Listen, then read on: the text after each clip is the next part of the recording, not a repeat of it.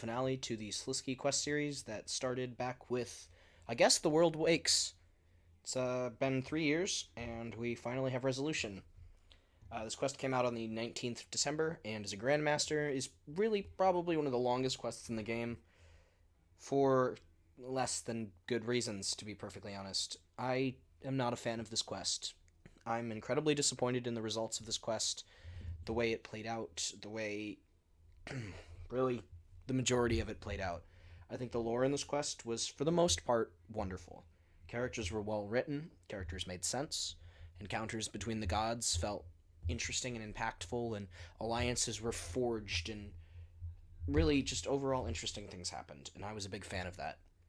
However, this quest has really some of the worst gameplay I have ever encountered in a quest that has warped the length of this quest by a truly disgusting amount and killed a lot of my interest and excitement for this quest.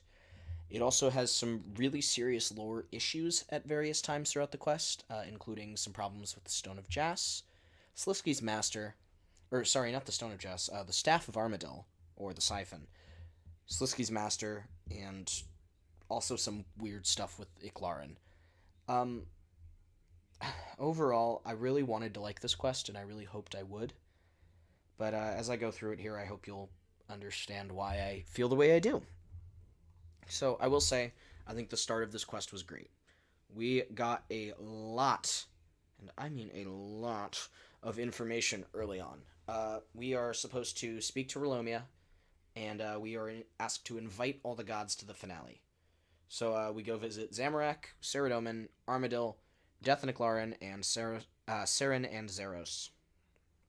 You can speak to them about a number of things, and may get more information depending on the choices that you have made throughout the game, as well as choices that you have made during the quest and things that you say. So speaking to Zamorak, from what I understand, most of his dialogue doesn't really change beyond just kind of reacting to how you've reacted to him in the past. And he doesn't really want to tell you anything, even if you've been an ardent Zamorakian since the beginning. Ceradomin, on the other hand, is much less trustful. He will not tell you how he ascended unless you have supported him in the past, especially through the Missing Presumed Death, stood with him there. Armadil seems fairly open, though he will kind of cut you off unless you choose the right dialogue options.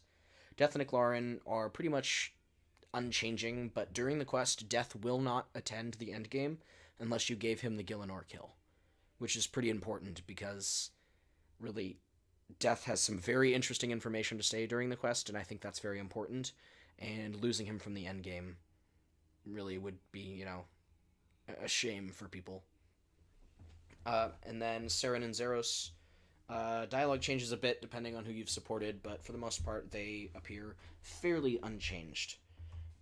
So from what I'm seeing, choices that affect this quest are the declaration of your support for the factions through a faction emissary,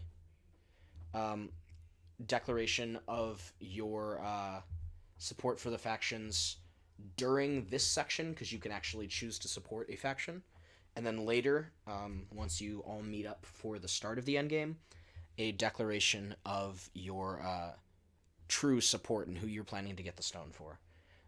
As well as some various small pieces of dialogue between Armadil about Zeros and Seren about Zeros. So during this time, then you declare your support for a faction, which can include yourself. And then you talk to Relomia, she tells you to prepare, and then everybody meets in the Hearts encampment. Not inside, but like the desert part outside. The eclipse is looming above you. It's really gorgeous. You speak to Relomia, Sliske arrives as everybody else arrives. The Dragonkin get an invite because they killed V. But then, this was kind of stupid to me, to be honest. For some reason, he does something to Nomad that will make him count as a kill for you, as a god.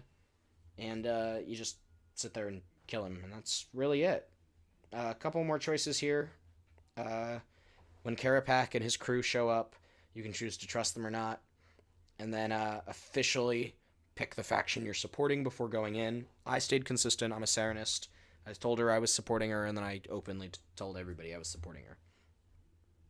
All of this was great. It all felt really interesting. It felt really solid. It felt well designed, and it felt like a great introduction to where things were going. You know, some relationships were set up, some information was revealed, a lot of information was revealed. You got to know the gods' feelings on the other gods and what they really were aiming to do.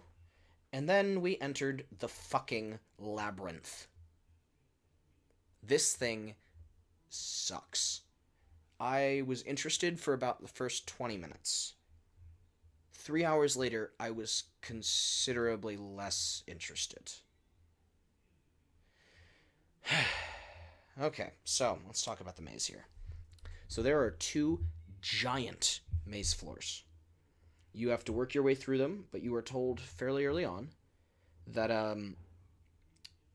time does not pass while you're in a specific room, but the more rooms you enter and the longer you'll be considered having taken, and this will affect various parts of the quest based on like who you face near the end and other pieces of information that's fairly important.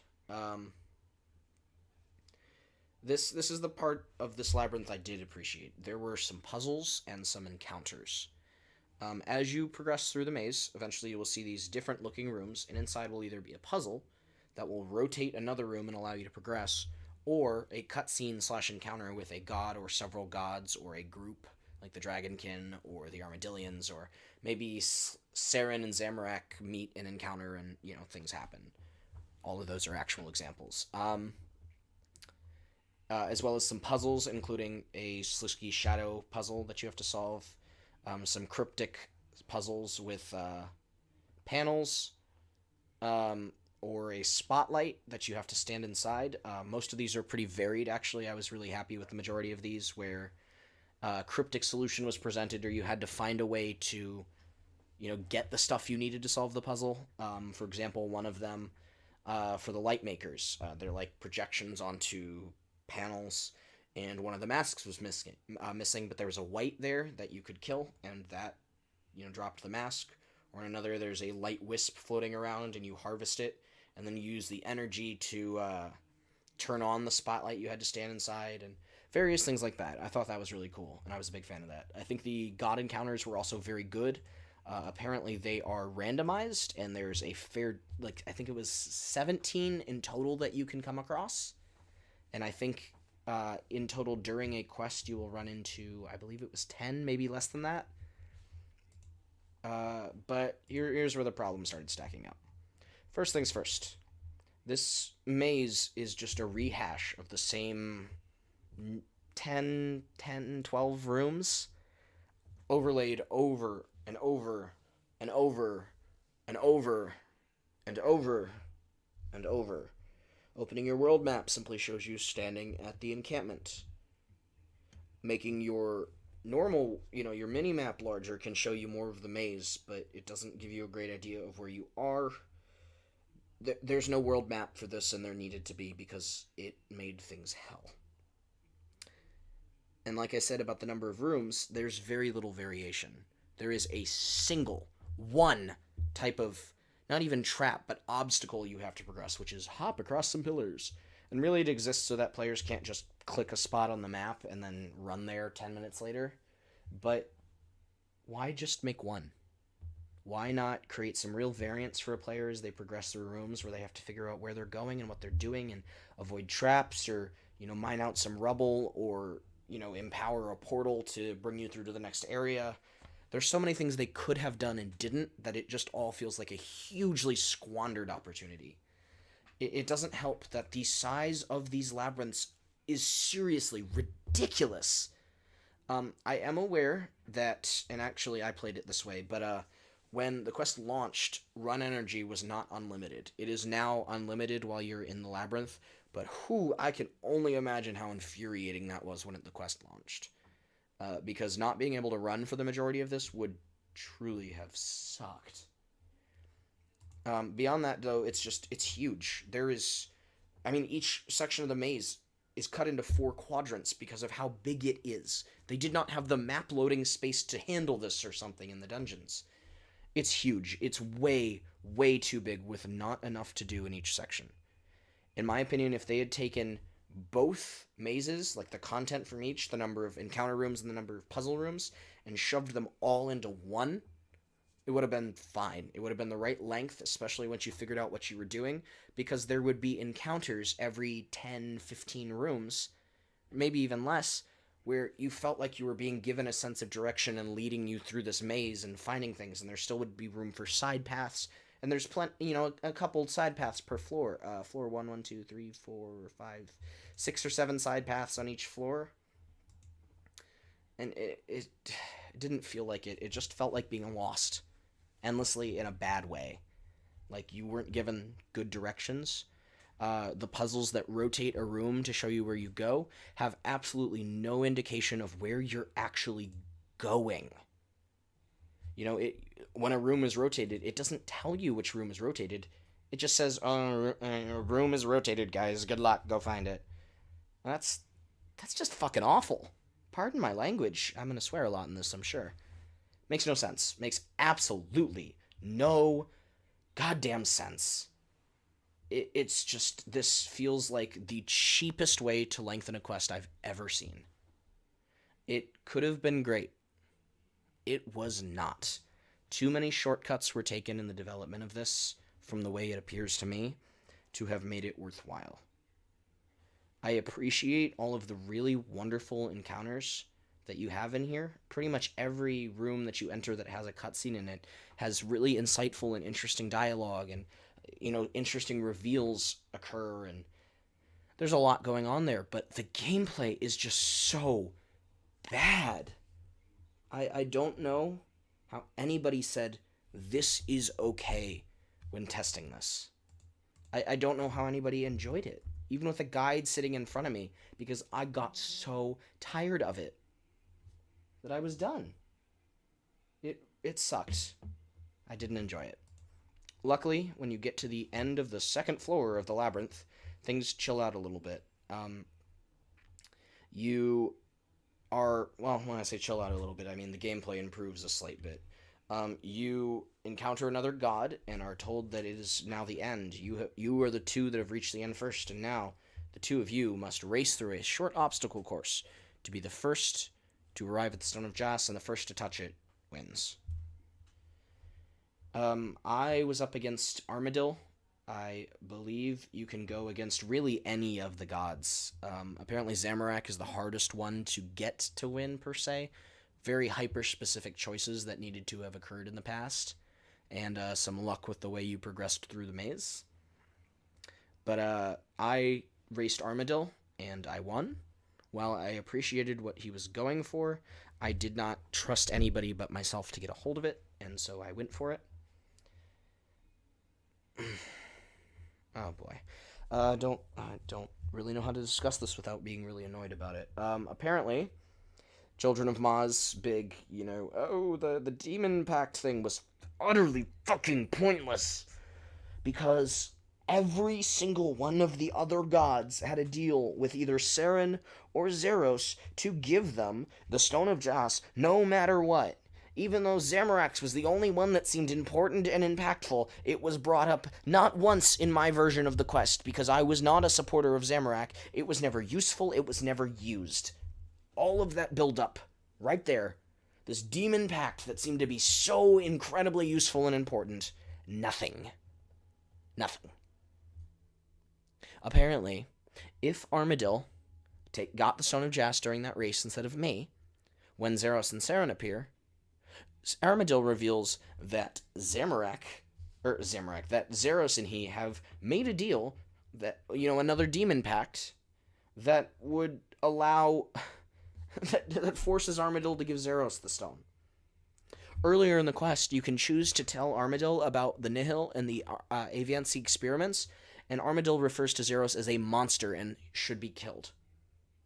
Zeros then calls Armadil the Praetor Plumalis, which means the feathered predator, and forces him to give him the stone.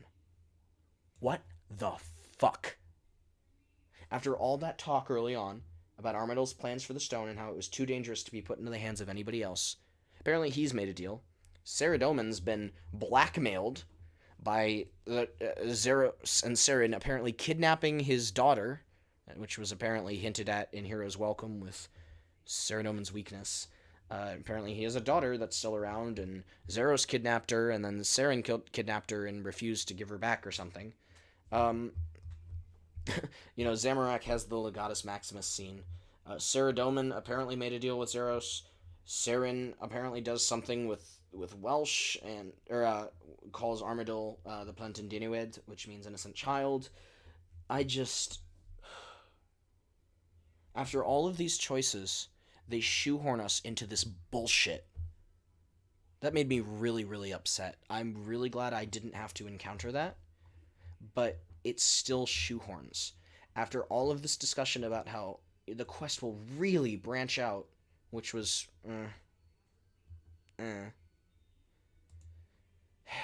after all of this discussion of the branching, the fact that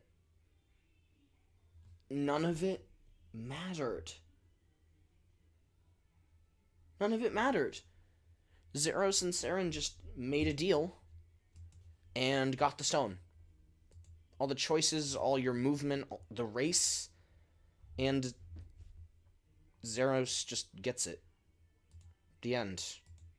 It's not the end of the quest, but I am truly upset that after all of this, they just throw your choices aside through some twist demon pact with everybody but Zamorak, and I guess Saradomin,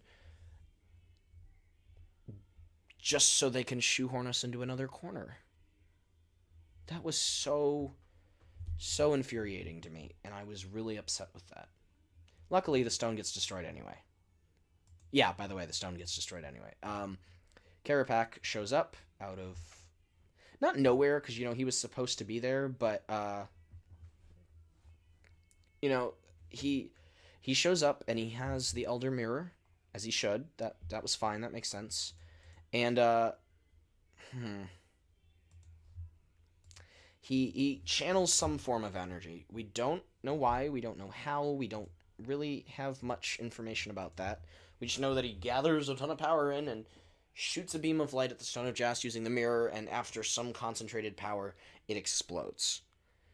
We found out later that all of this somehow takes place in the heart of Gielinor, underneath the God Wars, underneath the heart, underneath God Wars Dungeon 2. Apparently Telos had no problems with this.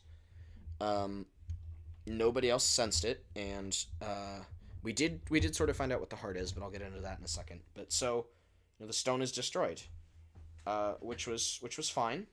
I was okay with that, but it was good.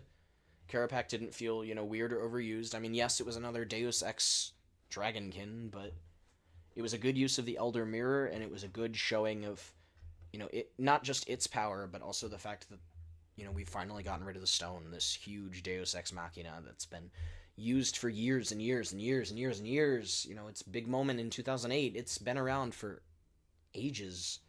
It's finally over, and we can move on to other things. I appreciated that, because it was a grasp just to bring it back for Sliske in the first place. But, yeah, Sliske's pretty mad about this now. And after a bit of dialogue, the boss fight starts. And further problems, further bad gameplay, further shitty design, further bad QA testing. God. I know I probably sound more annoyed and angry than anything, but I'm just so let down by this quest. All of this lore, for the most part, is really good and really solid, except for some major things I'm going to cover, but this gameplay, I expected so much more from the Dukes. The Watch pleasantly surprised me with Children of Ma, producing a really wonderful quest that I think backed up all of its lore, even if certain people I know, Walter High, disagree with me.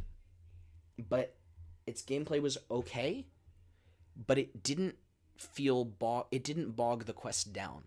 What gameplay was there was either boring and forgettable, or, basic but interesting and tied into the lore. What's going on here is just truly awful mechanical design, with nobody going, well, this kind of sucks. Like, how did nobody say that? Were they so rushed that the first draft was what had to be pushed into the game? Wave 1 of this boss fight is literally just a spam of trash mobs. White foot soldiers and archers show up.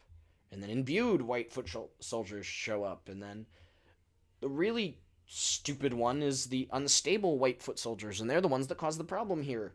When you kill them, they explode, dealing damage to everything near it until you've fully filled up the bar. However, when the bar is fully filled, Sliske kind of freezes you in place through some dialogue, and then all the other whites go away.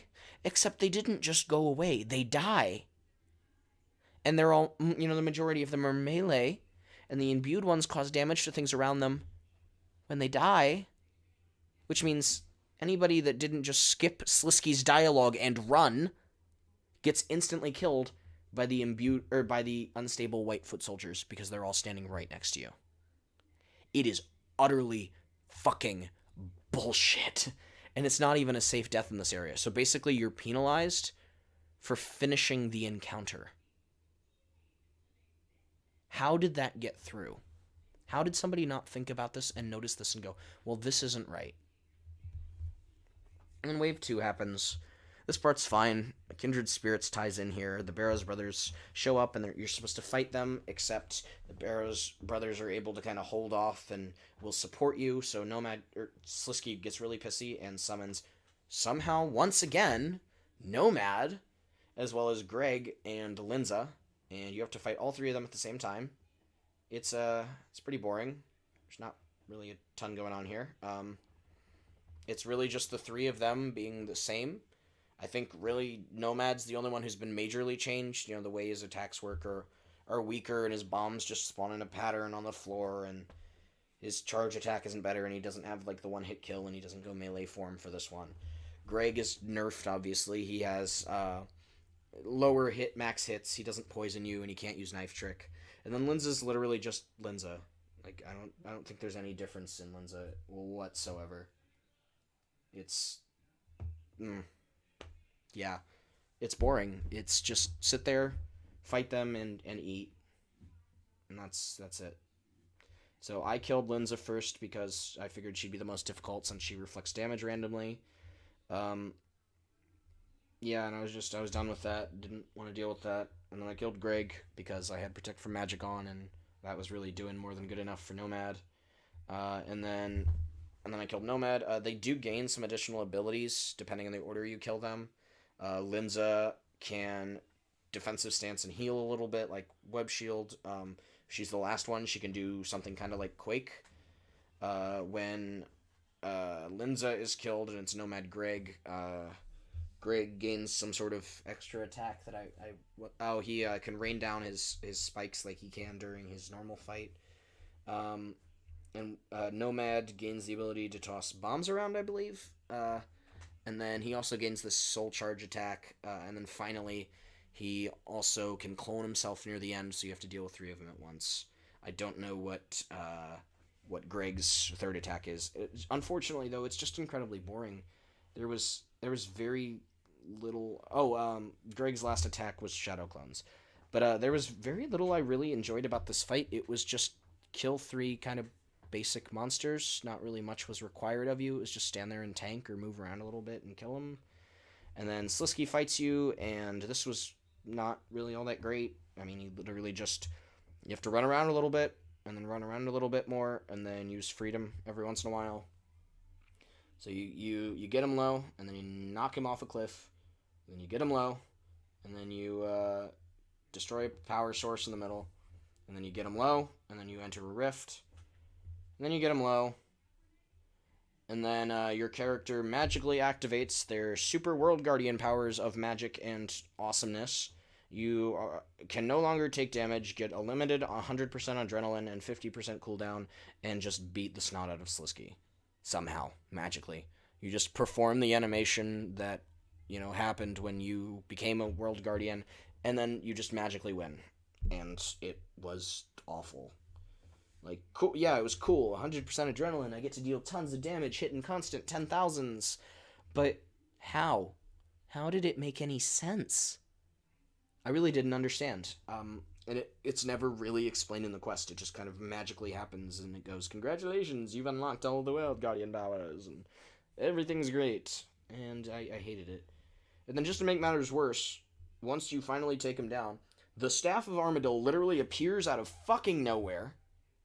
You and Sliske kind of have this hand-to-hand combat thing where you keep hitting him with the staff, and then try to impale him, and then ninja shit happens, and then you stab him, and then he manages to turn it around and also impale you on it, and then he dies, and then the staff literally just vanishes again. There is no explanation for where it came from or where it went.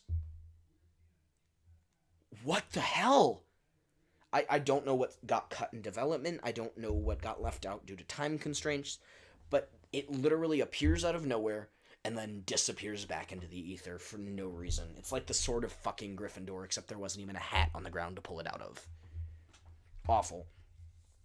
He dies, petrifies, which is, I guess that makes sense, because he is divine, even if he's not a god, or maybe he did ascend.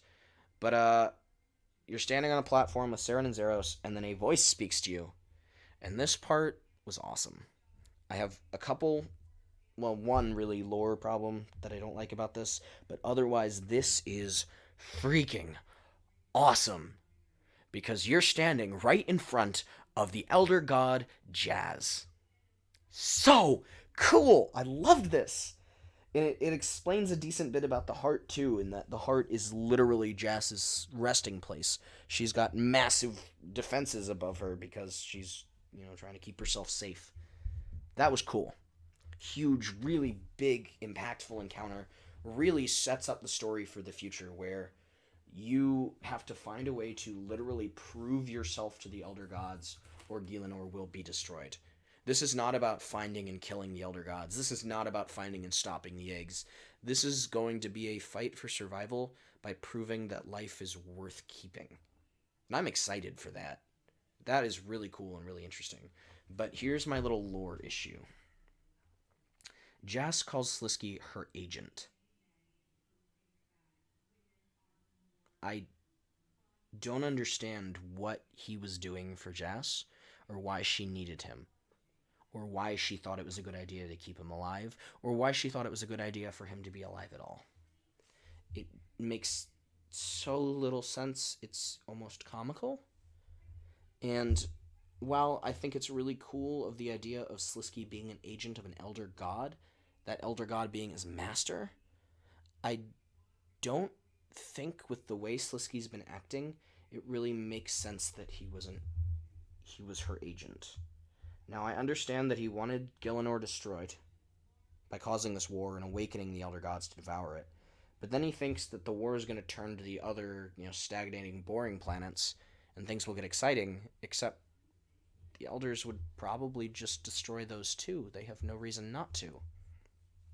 It's very confusing, and I still don't quite understand what Sliske thought he wanted, and why that was important to Jazz. Anyway, another important thing that happens here was really that Zeros presents the core of Ma and believes that, he's going to be a new Elder God and Jazz is going to let him ascend. And she just straight up goes, "No, you're not the real thing. As much as, you've created life, but it's fake. A fire does not become a star." I thought that was some really, really wonderful dialogue. I thought it was interesting and cool and honestly almost a little creepy, but it set up more Zero stories in the future that could potentially be really, really interesting. And I was impressed with this section for the most part. I really, really liked this. Afterwards, after you leave, before that, you're allowed to ask one question. One of the questions reveals the remaining 3 Elder artifacts that we did not know about, and also canonically tells your player character about the needle, as featured in Idle Adventures. We learn about the template, the hammer, and the codex. So basically the offhand staff. And yeah, we know nothing about them, just that they exist and are a thing. And yeah, that was nice. Most of the other questions are fairly useless, very short answers with not much new information, if any. Some of them are single word answers and feel completely pointless, but you've wasted your question now, so move on. And then you get back in the encampment. Linza talks to you, and you're talking about, oh, we're gonna stick with the Barrows brothers. We're gonna, train ourselves up. If you want to fight us still, we'll be in the Barrows. And it just felt like a kind of awkward write-off to keep the Barrows around. And then either Armadil or Saren will approach you next. Obviously, Saren approached me because I went full Saren on that. And you can talk to them about the presence of the Elder Gods. And then Death or Iclarin will speak to you last and talk to you about stopping Sliske and, good job you. However, during that conversation, you'll hear a Sliske laugh. And you'll ask the others if they hear it. And they'll, say, what? Hear what? And you can either choose to tell them it was nothing or attempt to tell them that you heard Sliske's laugh, but then your character will go, no, let's not concern them, and move on. When you go back to Rulomia, you tell her the truth about Sliske, or you can lie to her, and she gets very angry and terrified and worried, and then suddenly your screen goes black briefly, and suddenly she's very happy again, and then the quest ends. There's a lot to take in this quest, though. Like I said, I think the lore, for the most part, was wonderful. I think the storytelling, again, for the most part, was extremely interesting and varied and offered a lot of really good potential setup for stories in the future. For example, Saren and Armadil speak, and Armadil asks if it would be possible to move the Avian Sea to Tardiad and help, the Cywir elves overcome their problems using the Aviansi's healers and really just try to coexist there because of the state that Abina is in. Talking to Death, if he's there, reveals that during Endgame somehow, in the Labyrinth, in the presence of Jas, most likely, the gods had something akin to a soul back. And Death can get a slight read on how one of them will die, and you get to ask him about that, and that was a really cool moment. Really just a lot of interesting encounters. The Dragonkin showing up at some points, and you get to make these small but meaningful feeling choices. Iclarin accompanies you throughout pretty much the entirety of the dungeon because he's turned it back into a half dog and is acting very strange and so on. You run into Saren a couple times. You run into Zeros a couple times for sure. The Saradomin and Saren, and that one's pretty interesting because Saren really tries to talk Saradomin into withdrawing from the competition. Saradomin and Zamorak had a very interesting encounter where they almost went to blows, and we were really the only reason they didn't. Saren and Zamorak are instantly hostile, as they should be after their encounter in Children of Ma, and the way Zamorak reacted to her then. Zeros and Zamorak can interact, which was actually pretty cool. Sliske was really nasty as well there. And there's several more. I was hoping there'd be some on the wiki. Unfortunately, a number of them aren't there, but there's one encounter, for instance, where Armadil is essentially beaten up by the Dragonkin. Another one where he gets some assistance to cage a Dragonkin. Apparently Virago can be in the maze somehow. I don't know how. He must be like a living rock creature or way too big for this maze. And I don't understand how he wouldn't just automatically win it by just waltzing to the end by stepping over everything, but okay. There's a lot of really impactful and interesting encounters that you can have here, and I loved these. These were great, and they really broke up the monotony of the maze for a couple of minutes before the maze monotony really just set back in and ruined everything again. So I enjoyed that. I thought that was a great moment. A number of great moments, sorry. And helped keep the quest in my good graces for the most part. While I enjoyed the majority of the lore, though, and I thought the start of the quest was great, and the end of the quest was mostly great,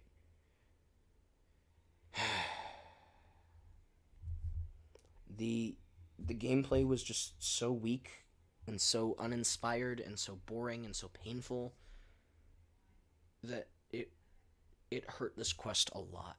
It did not feel like it lived up to expectations for me. But boy, I felt let down by this quest. I'm extremely, extremely excited for the future. I think this quest set up numerous quests in the future for huge, huge, and interesting moments that are finally free from this Sliske stuff. But I don't know where it's going from there.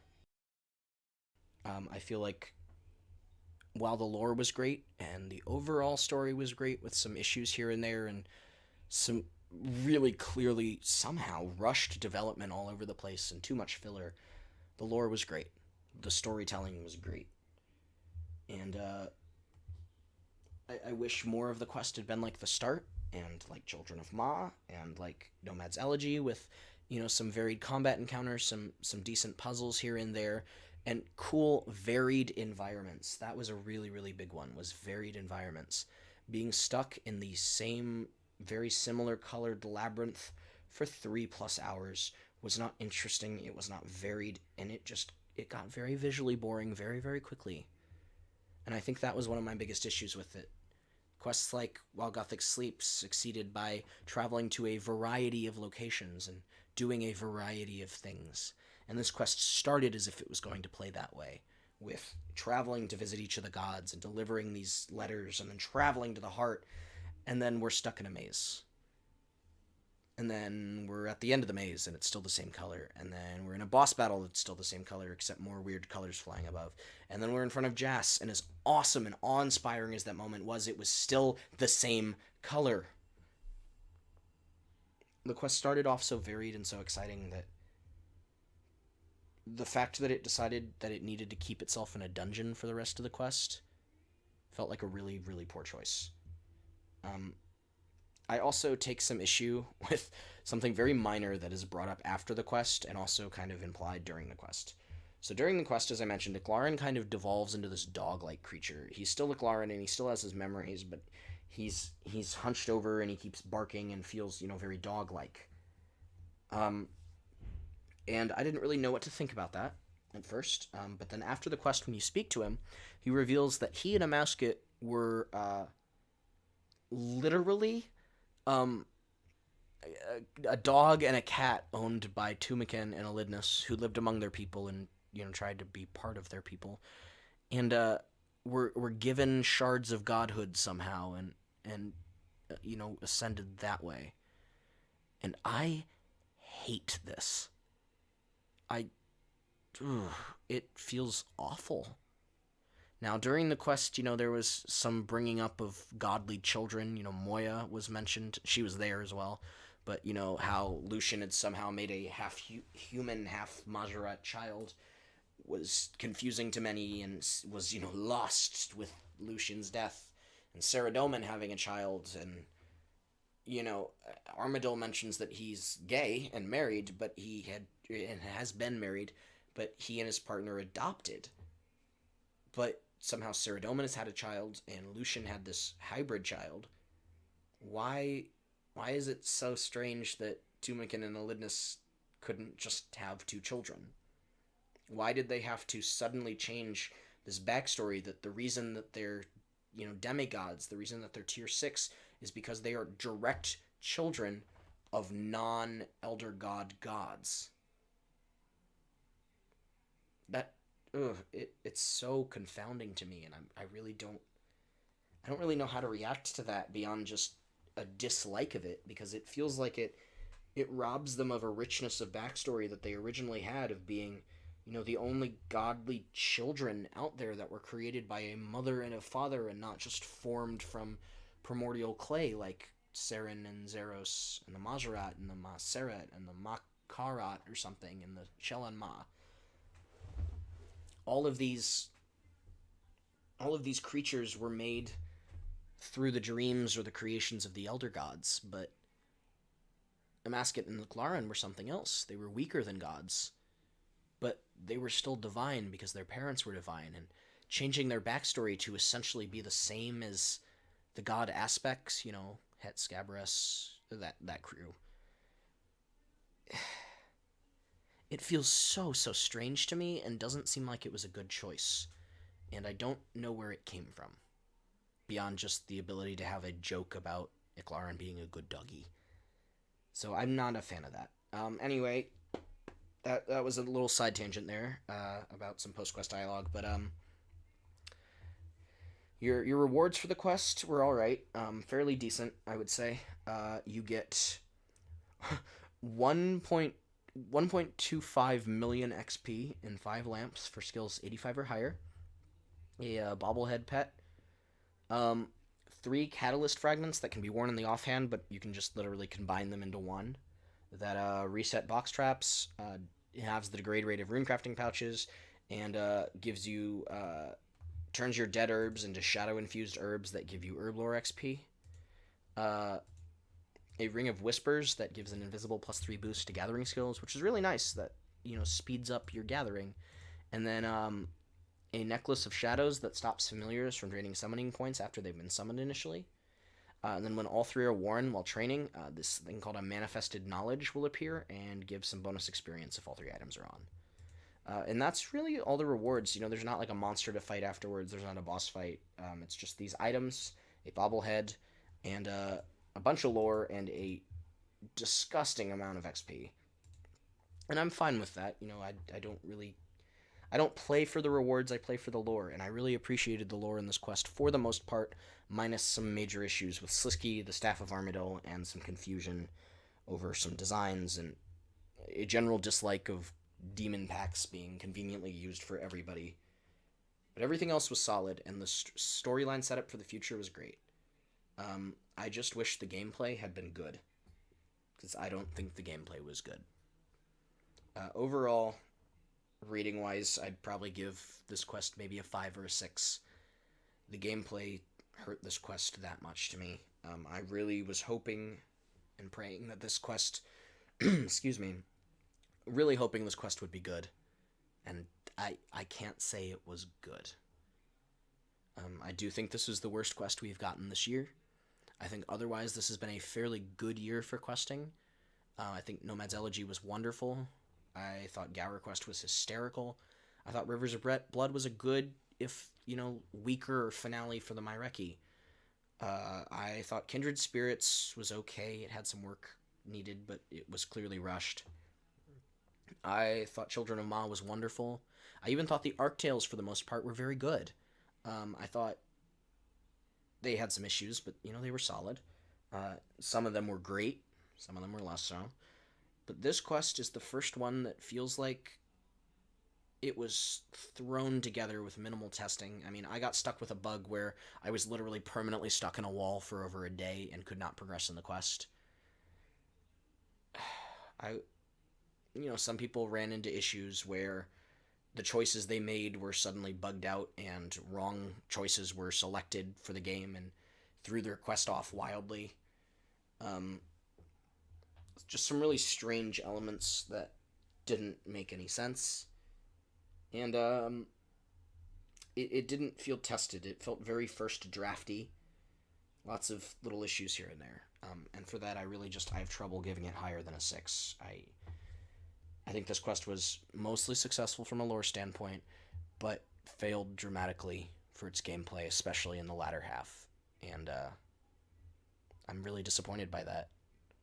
I'm excited for the future, like I've said, but it's a shame that the quest that is getting me excited for the future, especially for the Elder God storyline, was not the quest that it could or should have been. So, that's Sliske's Endgame. I'd love to hear what you guys thought of it. I'm sorry for this being 45 minutes long of me just kind of ranting for being so darn long, but there was a lot to discuss about this quest, and unfortunately, it disappointed me a lot. So that's my thoughts. That's my thoughts on this. I'd love to hear what you guys have to say. I'm gonna finish this recording up. Toss a little bit of editing together, and then go record my thoughts on the Christmas event, because while I was stuck in the wall, I went and finished up the Christmas event. I was waiting until Part 2 was out so that I could review the thing as a whole rather than as Part 1 and Part 2, because I rightfully expected it would be better judged as a whole. So, that's my thoughts on Sliske's Endgame. Thanks for listening. If you enjoyed this, leave a comment, gives it a thumbs up. If you want to see more of this, feel free to subscribe. If you have more things to say, comments are right there.